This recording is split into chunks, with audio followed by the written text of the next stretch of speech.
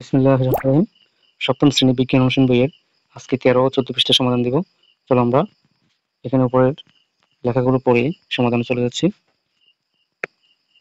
এখানে দেখো, এখন তোমাদের এলাকার যেসব ফসল বা উদ্ভিদের কথা তোমরা আগে আলোচনা করেছো,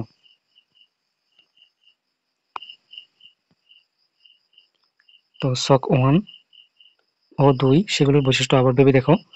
তোমাদের মাটির পরিবেশের কোনো ধরনের বৈশিষ্ট্য এসব উদ্ভিদ বেড়ে উঠতে সাহায্য করে দলে আলোচনা করে তার ভিত্তিতে ছক 4 এ নোট করে নাও। এখন চলো আমরা সমাধান করি। এখানে এই পাশে লিখতে হবে ফসল, উদ্ভিদের নাম। এখন ফসল হচ্ছে কি, যেগুলো আমরা খাদ্যশস্য হিসেবে খাই, ধান, গম, ভুট্টা ইত্যাদি, এগুলো ফসল। আর উদ্ভিদ যে কোনো গাছ হতে পারে। তো সবজি গাছ এবং ফসল উদ্ভিদের অনুরূপ।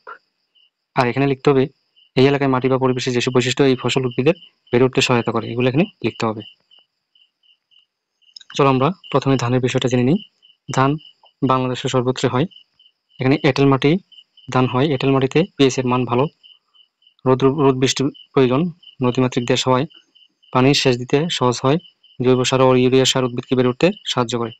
এই যে এখানে যেটা লিখেছি, এখানে দেখো, জৈব সার ও ইউরিয়া সার উদ্ভিদকে বেড়ে উঠতে সাহায্য করে, এটা কেন লিখেছি? কারণ উপরে বলা রয়েছে এখানে উদ্ভিদ বেড়ে ওঠার সহায়তা, এই সম্পর্কে আমাদের অবশ্যই ধারণা থাকতে হবে। তো গ্রামের কৃষকরা জৈব সারটি বেশি ব্যবহার করে, আমরা জৈব সারটা বেশি ব্যবহার করব ফসলের জন্য। এটা পরিবেশের কোনো ক্ষতি করে না। এখন দেখো আলু। তো নদীর চরে, দোআঁশ মাটি, পলি মাটি, শীতের মৌসুমে মাটির পিএইচ এর মান ভালো থাকে, তখন আমরা আলু করি। তো এই গম, ভুট্টার ক্ষেত্রেও আলুর ক্ষেত্রে একই বিষয় তোমরা লিখতে পারবে। এখানে দেখো বাদাম, বালি মাটি, নদ নদীর বালি মাটিতে বাদাম চাষ ভালো হয়, বালি মাটিতে পিএইচ এর মান ভালো। এখানে দেখো পেঁয়াজ রসুন, পেঁয়াজ এবং রসুন এখানে দুইটা উদ্ভিদ বা দুইটি ফসল, পেঁয়াজ রসুন গাছ বলো বা পেঁয়াজ রসুন বলো, এখানে গাছও বলতে পারবা বা পেঁয়াজ রসুন বলতে পারবা, সমস্যা নেই। নদীর চরে, দোআঁশ মাটি, পলি মাটি ও মাটির পিএইচ এর মান ভালো, তাই পিএইচ রসুন, উর্বর জমিতে পিএইচ রসুন হয়। উর্বর জমি রাখবে, তোমরা মনে রাখবা যে উর্বর জমি ছাড়া পিএইচ রসুন হবে না। এখানে সরিষা, নদীর চরে, দোআঁশ মাটি, পলি মাটি ও মাটির পিএইচ এর মান ভালো, তাই সরিষা আমরা বাংলাদেশের নদ নদীর পাশে সরিষা বেশি চাষ হয়ে থাকে। পদ্মার পাড়ে, যমুনার পাড়ে সরিষা চাষ হয়। এখানে দেখো কচুরিপানা, এটা একটি ভিন্ন জাতের উদ্ভিদ, কচুরিপানা গাছ বলতে পারবা। এখানে আমরা শুধু কচুরিপানা লিখেছি, তোমরা কচুরিপানা গাছ লিখবে। তো কচুরিপানা কেন হয়, কিভাবে বেড়ে ওঠে? জলাশয়, বিভিন্ন জলাশয়, যেহেতু এটা পানিবাহিত, এটা যেহেতু পানিতে হয়, জলজ উদ্ভিদ, এটাকে জলজ উদ্ভিদ বলা হয়। এখানে দেখো জলাশয়, নদ নদীতে কচুরিপানা হয়, এটি জলজ উদ্ভিদ। আচ্ছা, আমরা এখন ফার্ন, এটা হচ্ছে সবচেয়ে গুরুত্বপূর্ণ। এই যে ফার্ন দেখো, আমাদের আগের ক্লাসগুলোতে আমরা ফার্নের ছবি সহ তার বৈশিষ্ট্য সহ দিয়েছি, আমাদের অন্যান্য ক্লাসগুলো তোমরা দেখে নিও। এই ফার্ন হচ্ছে ঢেঁকি শাক, এটা খাওয়া যায় সবজি হিসেবে, শাক হিসেবে খাওয়া যায়। এখানে দেখো পলিমাটি নদীর পাশে, পাহাড়ি কালো বালি মাটিতে বেশি জন্মায়। এখানে মাটি হবে,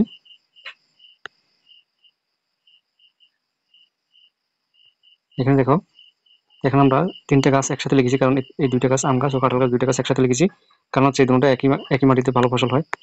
এখানে দেখো এঁটেল মাটিতে ভালো জন্মায়, লবণাক্ত জমিতে জন্মায় না, হয় না, বা এঁটেল মাটির পিএইচ এর মান ভালো থাকে। এখানে দেখো লিচু ও পেয়ারা গাছ, এই দুটি গাছ একই জাতের। তো এঁটেল মাটিতে ভালো জন্মায়, লবণাক্ত জমিতে জন্মায় না, তো এঁটেল মাটির পিএইচ এর মান ভালো।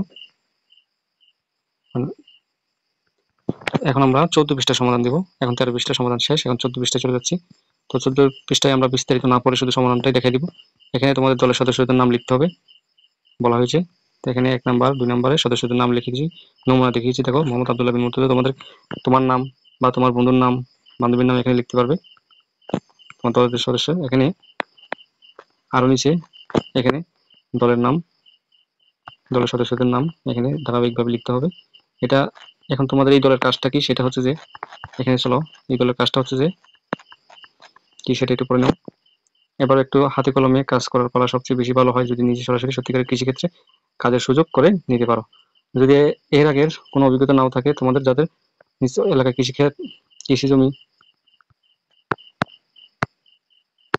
দেখো এখানে কৃষিক্ষেত আছে, সেখানে স্বেচ্ছাশ্রম দেওয়ার এবং পাশাপাশি সেখানে কর্মরত অভিজ্ঞ কৃষকের কাছ থেকে হাতে কলমে কৃষিকাজের প্রশিক্ষণ নেওয়ার জন্য একটা পরিকল্পনা করে দাঁড় করাও।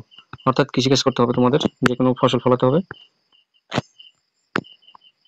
এখানে দেখো, এক্ষেত্রে তোমাদের মধ্যে কারো যদি কৃষিকাজের পূর্ব অভিজ্ঞতা থাকে তাহলে যদি অন্যদের সহায়তা দিতে পারো। ক্লাসের সবাই কয়েকদিন দলে ভাগ হয়ে একটা সাপ্তাহিক রুটিন দাঁড় করিয়ে নিতে পারো।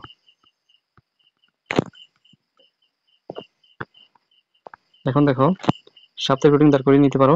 সপ্তাহের কোনো দিন কোন দল কোথায় কাজ করবে তাও আগাম পরিকল্পনা করে নাও। এলাকায় একাধিক কৃষিক্ষেত থাকলে কাছাকাছি বাড়ির শিক্ষার্থীদের মিলে দল গঠন করে প্রতি দল একটা সুবিধাজনক কৃষি জমি নির্বাচন করো। অর্থাৎ তোমাদের একটা কৃষিকাজ করতে হবে। শহরাঞ্চলে যদি হাতের কাছে কৃষিকাজ না থাকে তবে স্থানীয় নার্সারিতে সেশন দিয়ে একই ধরনের অভিজ্ঞতা অর্জন করতে পারো। তাও যদি সম্ভব না হয়, এমনকি নিজের বাসার সবজি বাগানে বা ছাদ বাগানেও গাছের পরিচর্যার মাধ্যমে কিছুটা অভিজ্ঞতা সঞ্চয়ের সুযোগ রয়েছে। এমনকি সেটাও সম্ভব না হলে নির্দেশ পক্ষে নিজ বাড়ির বারান্দায় টবে গাছ লাগিয়ে অভিজ্ঞতা পরামর্শ অনুযায়ী তার পরিচর্যা করবে এবং পরবর্তী কয়েক মাস ধরে তোমার পর্যবেক্ষণ রাখবে। শিক্ষকের সাথে আলোচনা করে তোমার এলাকার প্রেক্ষাপট অনুযায়ী পরিকল্পনা করো ও দলে ভাগ হয়ে যাও। তাহলে একটা দল গঠন করো। এই দলের কথাই বলা হয়েছে এখানে, দল গঠন করে সদস্যদের নাম লিখতে হবে, সেটাই বলা হয়েছিল তোমাদেরকে। এটা হচ্ছে 14 পৃষ্ঠার সমাধান।